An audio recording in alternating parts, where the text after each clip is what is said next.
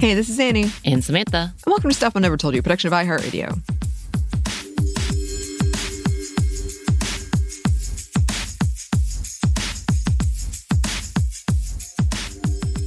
And welcome to another edition of Happy Hour. If you're choosing to drink or whatever you're choosing to do, please do so responsibly.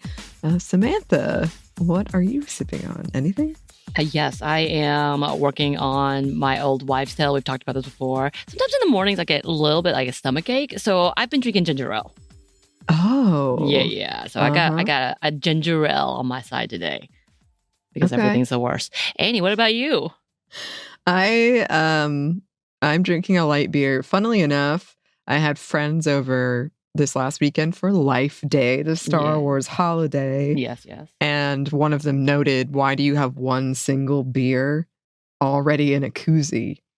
And I said it was because we were supposed to do a happy hour and then you moved it. But I had already had the beer ready to go. When was this? It was probably like 2-3 weeks. It's been just sitting there. Really? Yeah. But it's already got the koozie, which if listeners of the show, you might know I collect them. I think I have over 100. So I wear it. This one is my rainbow. Oh, yeah. LGBTQ plus koozie. But anyway, this is coming out on Thanksgiving. I was going to try to think of something to do for that, but I already had an idea, so we're just going to do that. Oh. Yeah, but I hope everyone's having the best time that they can. Wait, you didn't do it? Are you doing a thankful one? Because that was on you. Actually, kind of. Okay. Yes. So we've had a lot of episodes recently about the struggles in heteronormative relationships of dating a man. And I think we've had at least 4 or 5 in the past week's episodes about this.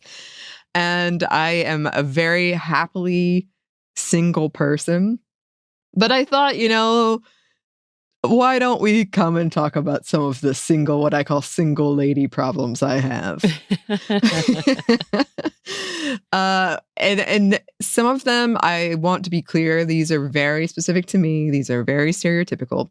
But the thankful part is I have friends and people in my life who are able to assist me if I need assistance. If it's something I cannot do by myself, I do have a good friend group and sometimes their boyfriends who help me in these situations.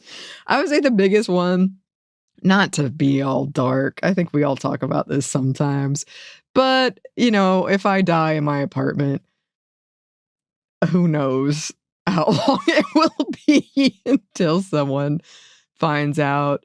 I do have my good friend, one of my good friend Katie's, because I have a lot of Katie's in my life, but she texts me probably like multiple times a day. So I think we have a rule: if I have not responded in 2 days, that's when she's going to show up. Yeah.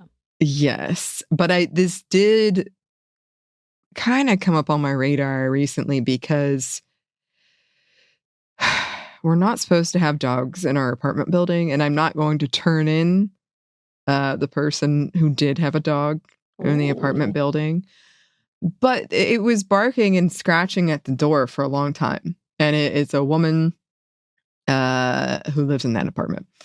And I just had this thought, Samantha. I was like, what if she needs help? What if she's like... Yeah, exactly. And so I almost went over and knocked on the door. I was just concerned because as far as I know, she lives alone. Right. And it was several hours this was happening.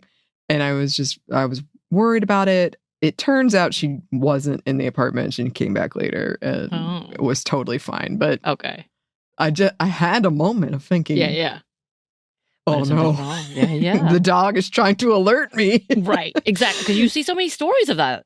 Yeah. And luckily, all in my imagination, everything was fine. But I was worried. I almost went over there. That's pretty big. Yeah, for me, that's knocking on someone's door, no That's thanks. So that's probably the biggest one.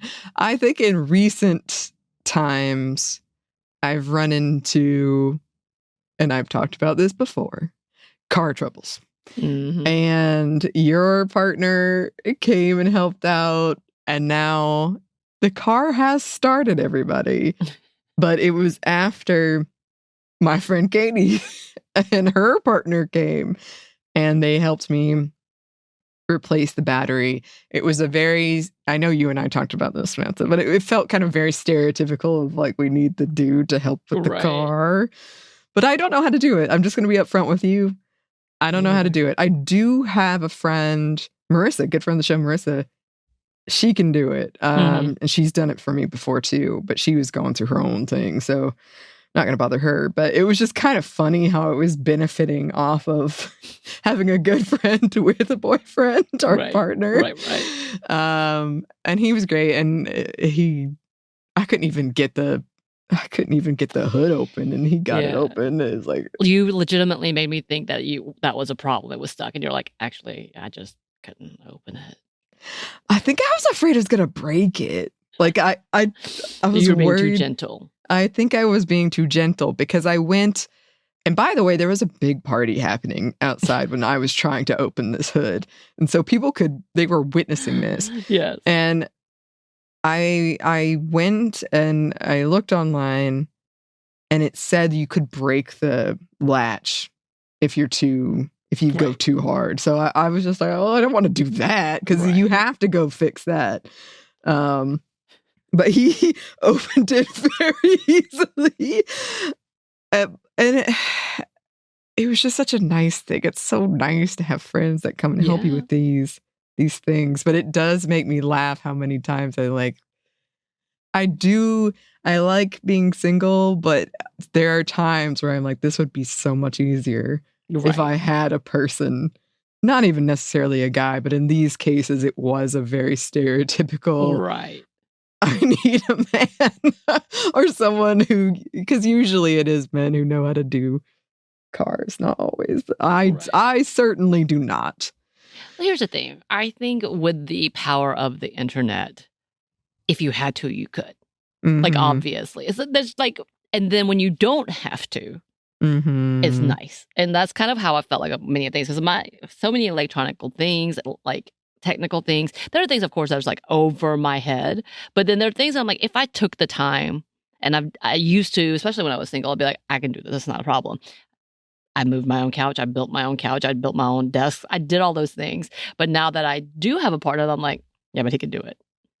Like, I allow for that, So, but in actuality, we know that we are very capable of understanding and Googling and going forward. Like, I absolutely know how to jump cables. Like, I know how to jump that. But if he's there, I'm going to let him do it. Right. Yeah. And I do think that too. Like, I could have figured it out. I'm just honestly very paranoid about, I've been told I'm overly paranoid about this, but I'm really paranoid about getting shocked from the battery. Yes. I've had some bad experiences, You also have some unusual experiences, so I would not put it past the fact that it happened to you in an unusual way, that now you are very paranoid. Like, I'm telling you this happened, and they're like, no way, and then I can prove it, and they're shocked. Yeah. The probability is like, okay, but it is Anney, so yeah. Yeah. But it's, I don't know. I've really been lucky.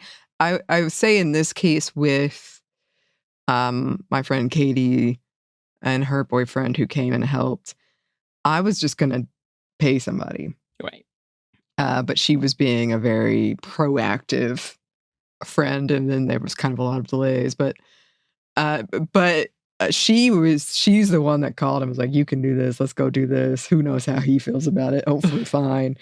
But it's nice to have friends who are looking out for you in that way. I don't run into this much anymore, but I used to, especially when we were getting, mostly me, was getting mattresses shipped. Oh, yes. It was you. I missed that, Mark. I got one. You know how difficult it is to go up my stairs, which like twist and turn, listeners. Yeah, it is. It is very narrow. With a heavy, bulky mattress. And I remember one time I got a mattress delivered and I was in a dress and I was like pushing back against the wall and using my legs to push it up the stairs. And I thought, this is a single ladies Olympics right here. This is I got it up there. I know you did. Proud of you. Yeah, thanks. Yeah. I've got a question for you. Are you still sleeping on 3 or 4 mattresses? That's 2. It's 2 mattresses now. So yes, is that? Yeah, which I actually, first of all, want to acknowledge these are very privileged single lady problems. But I actually think the 2 mattresses is good because the bed I have, which is a cheap bed from IKEA, again, not a sponsor, is very low. And so having the 1 mattress, it almost like functions as a box spring, but it builds it. Okay. So it doesn't feel like I'm having to crouch down to get into bed. It gives me a better height than just the 1. Gotcha.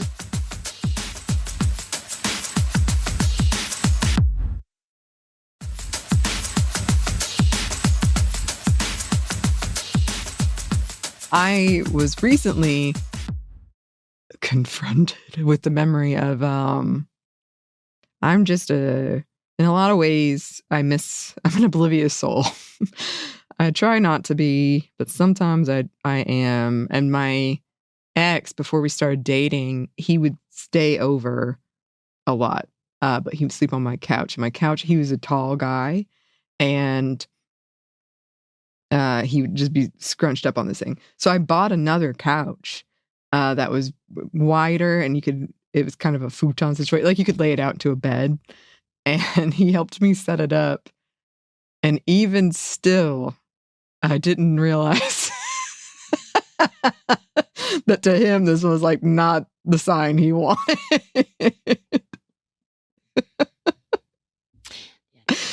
But I still have that couch. There you go. But he helped me set it up. I think, like, again, I can do these things by myself. I do enjoy being single, but it is nice in many occasions to have someone that will help you. And that person can be a friend. That's the thing. It's like, it doesn't have to be but I do appreciate if you have someone that's kind of living with you or there all the time, and you have that kind of understood, I'll help you here and you help me here or whatever. Yeah. I mean, I will say, I think it goes both ways in that the emotional toll, especially if you're in a toxic relationship, the emotional toll, the financial toll, all of those things are not worth having someone who can maybe put together a dresser for you, because also that comes into the conversation of like, it takes 6 weeks to convince him to do any of that. Yeah. And finally, and oftentimes you have women who are like, I'm gonna do it myself because they're tired of waiting. But also me, who I feel like, again, I've talked about the fact that I am very independent, and it feels odd to be in a relationship as stable as I am, that is in a partnership. But I've allowed for the fact that when I see bugs, and if they're big and they're scary, I will let him kill it.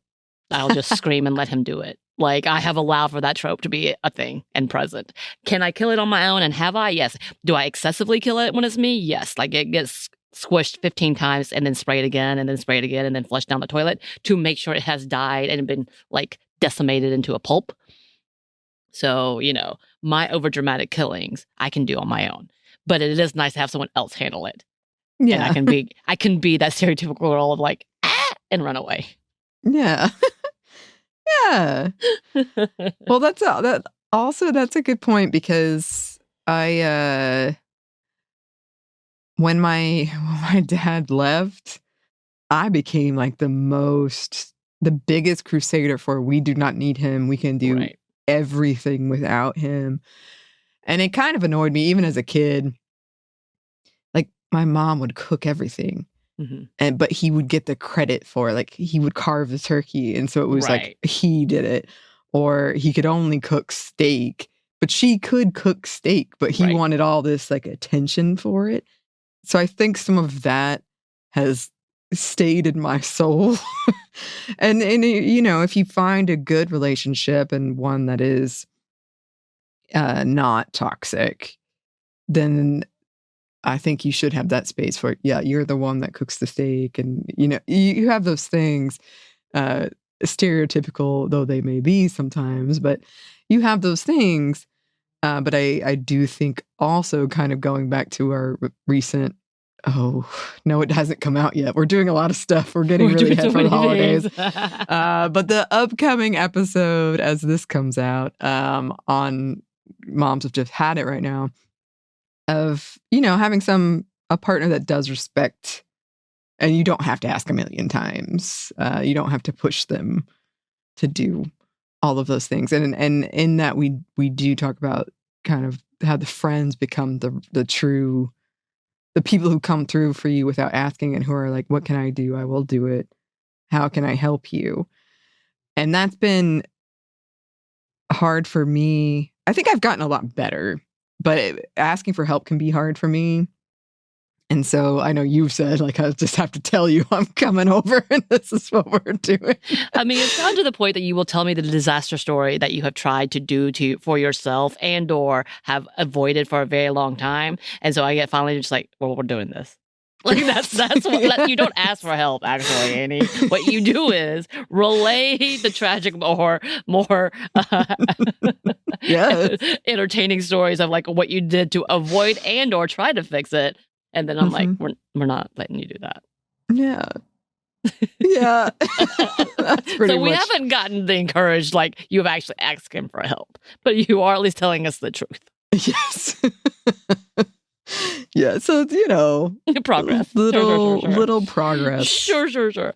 I think another part of that is, like, we have repeatedly talked about, and we're talking about soon, about the fact that, yeah, this is also where a relationship, when it's an actual partnership, that is a great thing to see. That makes relationships look enticing. And what we have noted as of late is it's no longer partnerships.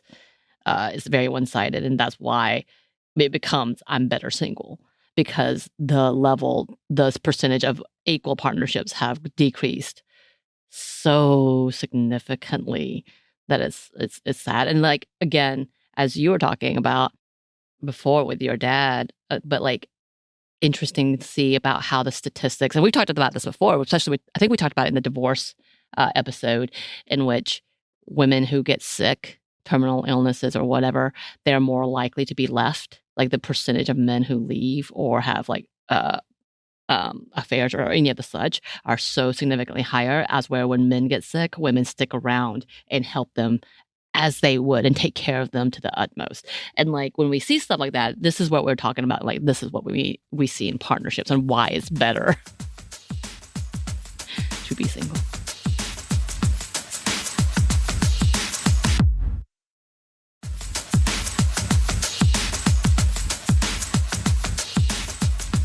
Actually, I was having this conversation with a friend of mine yesterday because we were talking about whether we were in healthy relationships and partnerships. Because once you start reading all these things and you start weighing in on like, well, these are the things that I see in mine. Could this be a problem or is it not a problem? But like the fact is, like, one of the biggest signs for us who are wary of men. So those kind of articles, which we just talked about recently, just released those episodes. Like, is it embarrassing to have a boyfriend, to say you have a boyfriend? And what we see in so many of those things, like we who are weary and think that maybe could be true, also note that we have good friends. And so we know that our single life would be fine because we have good friends. But one of the telltale marks is our friendship something that bothers our partners, or can they be a part of that? And I am very glad to say that my partner is wonderful and understands how important my friends are. And that he would more likely tell me he's going to come do this for you. Tell Anney to stop doing this. Yeah, he offered to wash my car. He does this often. He's like, let me just... Anney. Like, this is exactly how it goes. Like, Anney, why won't you just let me do the... Okay, I'm doing this thing on this thing and these types of things. Like, it's quite funny to know where he will be like, no, stop it. And then asks me, what's Anney doing with her car? Do I need to check in on her? Is everything okay? Yeah. He was all about, I was like, I don't want to ruin your, because it was a holiday when this happened. He was like, no, I'll take it and get it washed and do this. He's like, let me just do it. Just move. But also he's like, I need you to be okay. You're going to need to do these following things. Yeah. Which I appreciate. And we're good friends. And yeah. And that's the thing, like, that's the marker of like partnership to me. And not that, again, I'm not bragging necessarily, but that is that conversation is, can that be what we're looking at when we talk about that? And also, like, yeah, for me, when I was single, hell yeah, I had a ton of guy friends that I'm like, I need you to do this. I need you to come change my tires. I'm gonna need you. Like, I really did. I had 2 of my guy friends who would constantly help me move. Because I couldn't quite afford movers. And even my father did it a few times. Like, I'm like, you know what? And again, that's a kind of privileged statement in that I was able to have friends like that. But single life is understanding. We have to ask for help. And nobody can do any of these things on their own as well. But, like, it's manageable. Yeah. Yes. And again, that the distinction between the healthy relationship and the non-healthy one, because as we have discussed, if you're in the non-healthy one, then you're taking care of, in the heteronormative sense, him too, probably, and his family. But if you have that kind of healthy relationship, then it's nice. And yes, I mean, I have figured out a lot of traditionally masculine things on my own. I can do them. I know I can. But sometimes, this would be nice to have someone else here. That's why we're going to look into a commune. I'm all about it. I would never do this, but I know how you feel about this, Smith. Well, my ex messaged me recently, and he got married. Good for you. Oh, and I saw another ex recently. What is going on? And he was kind of, I got married and all. Yay. And I was like, oh, congrats. Good for you. But I had this part of me that he was like, what are you up to? And I was like, listen to our recent episode about how having a boyfriend is embarrassing. I would never do it. It just kind of made me laugh. I was like, yeah, same old. Yep. Happier without you. Thanks for asking. And I think you're happier without me. We weren't meant for each other. He was reaching out, so that makes me wonder. Yeah. Well, I just assumed that it might be I'm married now. Why does he need to tell you? Because what's the point of that? I don't know. Yeah. See, this is why you're oblivious. I guess I thought it was maybe kind of I'm good without you. If you're actually good without you, you don't really have to say, I'm good without you. Maybe. Out loud. You don't have to flaunt anything. I don't know. You're right. What do I know? I'm just saying. Like, that does not sound like the case in this situation. There's no need to reach. Because I bet you if she found out that he sent a message to you, she would be unhappy and have some thoughts. I'm just saying. And that is a marker in itself. Well, yeah. All I said was congrats. I'm doing fine. That's it. Relationships, you gotta navigate all these things. Past, present. Well, that's just some of the thoughts I've been having about this. But I do think it's interesting that we're having more conversations about all these different ways relationships can look like and how people feel about them. Oh, also, I heard I always hear these huge arguments outside my apartment between couples. And I heard another one last night and I just kept thinking, girl, break up with this guy. Oh, no.